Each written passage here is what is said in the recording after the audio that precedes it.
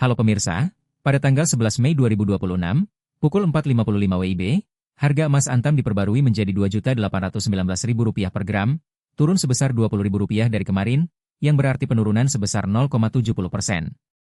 Ini menunjukkan bahwa harga emas Antam masih mengalami fluktuasi yang cukup signifikan dalam beberapa hari terakhir.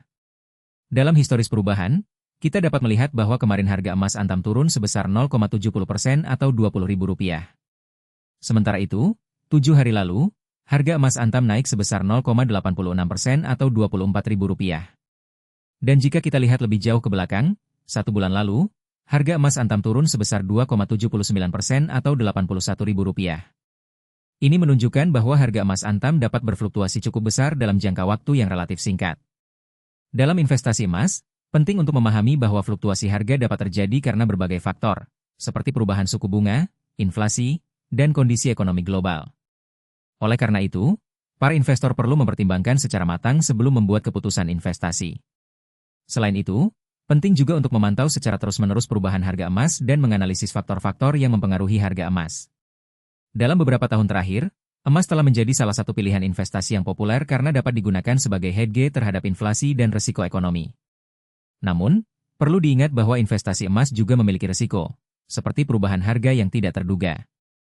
Oleh karena itu, para investor perlu memahami secara baik tentang risiko dan manfaat investasi emas sebelum membuat keputusan. Selain itu, perlu juga mempertimbangkan biaya yang terkait dengan investasi emas, seperti biaya pembelian dan penjualan, serta biaya penyimpanan. Dalam beberapa kasus, biaya ini dapat cukup besar dan mempengaruhi keuntungan investasi. Oleh karena itu, para investor perlu mempertimbangkan secara matang tentang biaya-biaya ini sebelum membuat keputusan investasi. Dalam beberapa tahun terakhir, telah berkembang beberapa cara untuk investasi emas, seperti investasi emas fisik, investasi emas secara online, dan investasi emas melalui reksadana. Masing-masing cara ini memiliki kelebihan dan kekurangan, dan para investor perlu mempertimbangkan secara matang sebelum membuat keputusan. Dalam investasi emas, penting juga untuk mempertimbangkan tentang tujuan investasi dan jangka waktu investasi. Jika tujuan investasi adalah untuk jangka panjang, maka investasi emas dapat menjadi pilihan yang tepat. Namun, jika tujuan investasi adalah untuk jangka pendek, maka investasi emas mungkin tidak menjadi pilihan yang tepat. Dalam beberapa kasus, investasi emas dapat digunakan sebagai bagian dari strategi diversifikasi portofolio. Dengan memasukkan investasi emas ke dalam portofolio, para investor dapat mengurangi risiko dan meningkatkan potensi keuntungan.